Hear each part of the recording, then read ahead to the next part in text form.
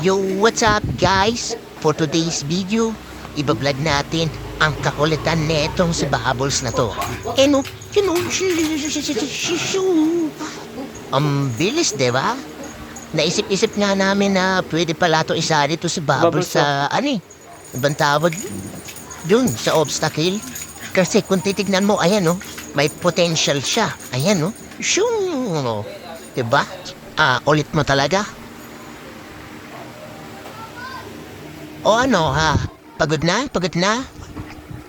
Suko nga dito si Mickey guys kapag nag-aarutan silang dalawa. Lagi niyang pinapalabas to si Mickey. Wala pa naman kasawaan to sa paglalaro. Maski oso ko din dito